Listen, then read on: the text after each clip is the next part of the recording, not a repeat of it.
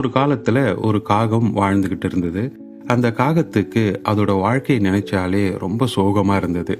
ஒரு நாள் ஒரு மரத்தோட கிளையில உட்காந்துகிட்டு இருந்த அந்த காகம் ரொம்ப அழுதுகிட்டே இருந்தது. அதே மரத்துக்கு கீழே ஒரு ஜென் துறவி தியானம் செய்துகிட்டு இருந்தார். இந்த காகம் அழுதுகிட்டே இருந்ததுனால அதனோட கண்ணீர் வழிந்து மரத்துக்கு கீழே தியானம் பண்ணிக்கிட்டு இருந்த அந்த துறவின் கண்ணங்கள்ல பட்டு அவர் கண்ணை முழிச்சு பார்க்கறாரு. அழுதுகிட்டே இருந்த அந்த காகத்தை பார்த்த அவர் அதுகிட்ட, என்னாச்சு, ஏன் இப்படி அழற அப்படின்னு கேட்ட உடனே யாராவது கேட்க மாட்டாங்களான்னு காத்துக்கிட்டு இருந்த அந்த காகம், துறவியே, எனக்கு என்னோட வாழ்க்கையை நினைச்சா ரொம்ப கஷ்டமா இருக்கு. என்னை யாருக்குமே பிடிக்கல. மக்கள் எல்லாரும் என்னை பார்த்தா நான் ரொம்ப அசிங்கமா இருக்கேன் அப்படின்னு என்னை துரத்திக்கிட்டே இருக்காங்க. நான் சாப்பிட்றதுக்கு கூட எதுவுமே கொடுக்கறது இல்ல. எல்லாருமே என்னை வெறுக்கிறாங்க, நானும் என்னை வெறுக்கிறேன். இப்படி ஒரு வாழ்க்கை வாழறதுக்கு செத்து போவதே மேல் அப்படின்னு பல நேரங்களில் நினைக்கிறேன் அப்படின்னு சொல்லி அழுதுது. இதை கேட்ட அந்த துறவிக்கு ரொம்ப கஷ்டமாயிடுச்சு.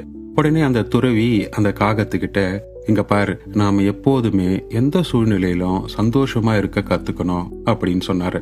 அதை கேட்ட அந்த காகத்துக்கு அவர் சொன்னது எதுவுமே புரியல.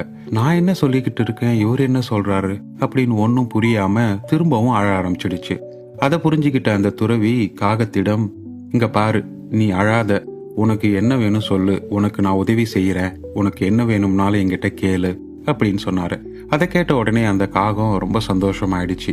துறவியே, நீங்க எனக்கு உதவி செய்யணும்னு நினைச்சா என்ன ஒரு அன்னப்பறவையா மாத்திடுங்க அப்படின்னு கேட்டுச்சு. உடனே அந்த துறவி சொன்னார், நான் உன்னை அன்னப்பறவையா மாத்துறேன், அதுல ஒரு பிரச்சனையும் இல்லை. ஆனா அதுக்கு முன்னாடி நீ அன்னப்பறவை கிட்ட போய் அதனுடைய வாழ்க்கைய பக்கத்துல இருந்து பாரு. அந்த வாழ்க்கைக்கு நீ தயாரா இருக்கியான்னு பார்த்துட்டு அப்புறமா வந்து சொல்லு, நான் உன்னை அன்னப்பறவையா மாத்துறேன் அப்படின்னு சொன்னாரு. அதை கேட்ட உடனே அந்த காகம் ரொம்ப சந்தோஷமா பறந்து போய் ஒரு அன்னப்பறவைய தேடி பிடிச்சது. அந்த அன்னப்பறவை ஒரு குளத்துல நீந்திக்கிட்டு இருந்தது. அன்னத்துக்கிட்ட போய் அந்த காகம் சொல்லிச்சு, நீ எவ்வளோ அழகா இருக்க, பால் மாதிரி நல்ல வெள்ளையா இருக்க, எல்லாருக்கும் உன்னை ரொம்ப பிடிக்கும், நீ தான் இந்த உலகத்திலேயே ரொம்ப சந்தோஷமான பறவையா இருக்கணும் அப்படின்னு சொல்லுது. அதை கேட்ட உடனே அந்த அன்னப்பறவை காகத்துக்கிட்ட ரொம்ப சோகமா முகத்தை வச்சுக்கிட்டு, இல்ல நண்பா, நான் சந்தோஷமா இல்லை.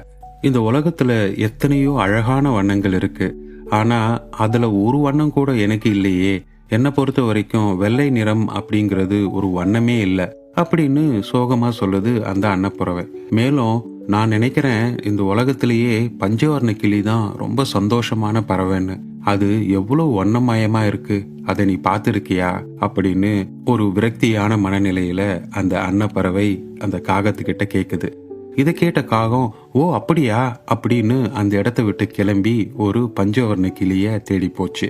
ஒரு பஞ்சவர்ண கிளிய தேடியும் கண்டுபிடிச்சு அதுகிட்ட போய் அந்த காகம், கிளியே, நீ தான் இந்த உலகத்திலேயே ரொம்ப வண்ணமயமாகவும் ரொம்பவும் அழகாவும் இருக்க, நீ தான் இந்த உலகத்திலேயே ரொம்ப சந்தோஷமான பறவையா இருக்கணும் அப்படின்னு சொல்லுது. அதை கேட்ட அந்த கிளி ஒரு விரக்தியான சிரிப்போட, இல்ல நண்பா, நான் சந்தோஷமா இல்லை. மக்கள் எல்லாரும் கிளிகளை பிடிச்சு கூண்டுக்குள்ள போட்டு அடைச்சிடுறாங்க.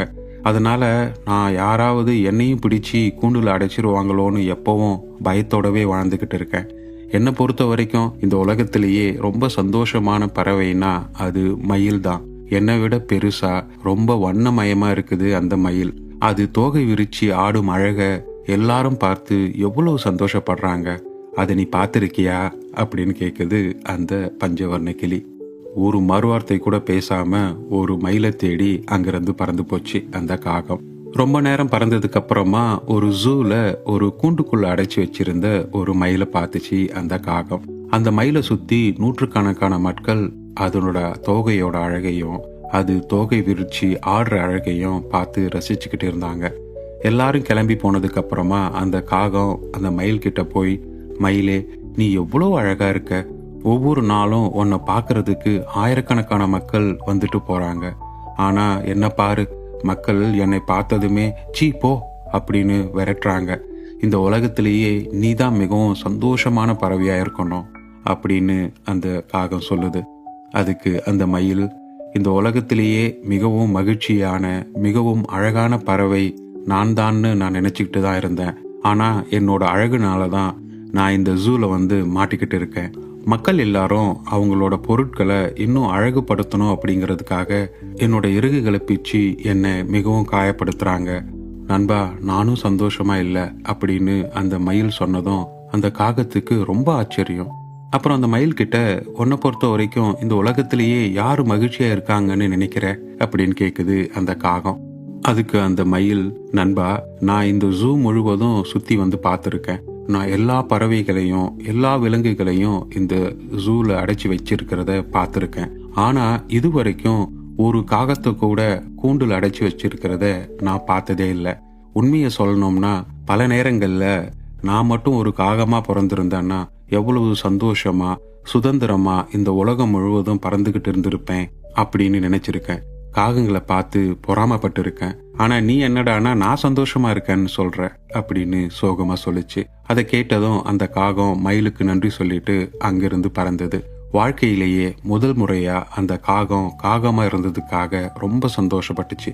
அந்த மகிழ்ச்சியோடவே அந்த துறவி கிட்ட போய், துறவியே, நீங்க என்ன வேற யார் மாதிரியும் மாற்ற தேவையில்லை. நான் காகமாவே இருந்துடுறேன். நான் என் வாழ்க்கையில எனக்கு கிடைச்சிருக்கிற வரங்களையும் ஆசீர்வாதங்களையும் உணர்ந்துட்டேன். இனிமேல் என் வாழ்க்கையின் ஒவ்வொரு நொடியையும் ரசித்து ரொம்ப சந்தோஷமா வாழ்வேன் அப்படின்னு சொல்லிட்டு துறவிக்கு நன்றி தெரிவித்து விட்டு அங்கிருந்து மகிழ்ச்சியாக காற்றில் பறந்தது அந்த காகம்.